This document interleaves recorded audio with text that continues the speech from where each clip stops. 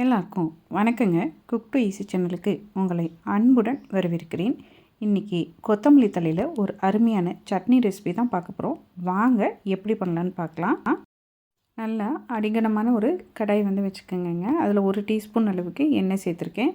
ஒரு medium size வெங்காயங்க, ஒரு 6-7 பல் வெள்ளைப்பூண்டுங்க, நம்ம காரத்துக்கு தகுந்த மாதிரி வரமிளகா, ஒரு சின்ன துண்டு புளி, இது எல்லாத்தையுமே அந்த 1 டீஸ்பூன் எண்ணெயோடு சேர்த்து நல்லா வதக்கிறோம். நம்ம சேர்த்துருக்கக்கூடிய இந்த எல்லா பொருட்களுமே நல்லா வதங்கி வரணுங்க. சின்ன வெங்காயம் உங்கள்கிட்ட இருக்குன்னா ஒரு 8லேருந்து 10 சின்ன வெங்காயம் போட்டுக்கிட்டாலும் டேஸ்ட்டு அட்டகாசமாக இருக்குங்க. இதெல்லாம் நமக்கு வதங்கி வர்றதுக்குள்ளே மற்ற பொருட்களை ரெடி பண்ணிக்கலாங்க. இது கொத்தமல்லியோடு நம்ம 2 இல்லாட்டி 3 இனுங்க கருவேப்பிலையும் சேர்த்துக்க போகிறோம். கொத்தமல்லி ஒரு பெரிய கட்டு கொத்தமல்லி எடுத்துருக்குங்க. அது கூடவே ஒரு 10லேருந்து 15 புதினா இலை எடுத்துருக்கோம். இதை என்ன பண்ணுறோம் அப்படின்னு சொன்னோம்னா நல்லா கழுவிக்கணுங்க. இது மாதிரி ஒரு பெரிய பாத்திரத்தில் போட்டு தண்ணி நிறையா பிடிச்சிங்க. ஒரு 2 நிமிஷம் போல் விட்டுட்டு அலசி எடுத்தோம்னா நமக்கு கொத்தமல்லி புதினா க்ளீனாக நமக்கு ரெடியாகி வந்துடும். நம்ம இந்த இதை ரெடி பண்ணுறதுக்குள்ளே நம்மளுடைய வெங்காயம், பூண்டு இது எல்லாமே நல்லா வதங்கி வந்துருச்சுங்க. இந்த ஸ்டேஜில் 3 டேபிள் ஸ்பூன் அளவுக்கு பச்சை தேங்காய், துருவின தேங்காய் சேர்த்துக்கிறோங்க. இந்த தேங்காயும் இந்த வெங்காயத்தோடெல்லாம் போட்டு வதக்கணும். தேங்காயில் இருக்கக்கூடிய ஈரப்பதம் நமக்கு போயிடுச்சுனாலே போதுமான அளவு.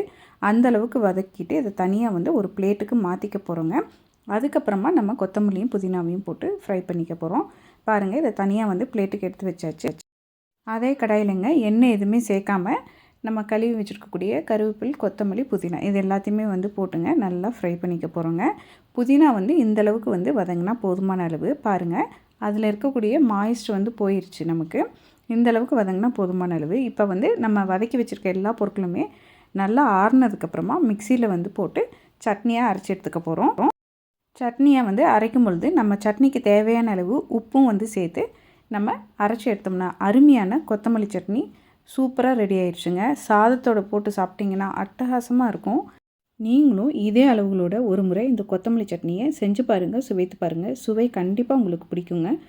உங்களுக்கு இந்த கொத்தமல்லி சட்னி ரெசிபி பிடித்திருந்தால் குக் டு ஈஸி சேனலை லைக் பண்ணுங்கள், ஷேர் பண்ணுங்கள், கமெண்ட் பண்ணுங்கள். மறக்காமல் நம்ம குக் டு ஈஸி சேனலை சப்ஸ்கிரைப் பண்ணிக்கோங்க. எல்லாருக்கும் வணக்கங்க.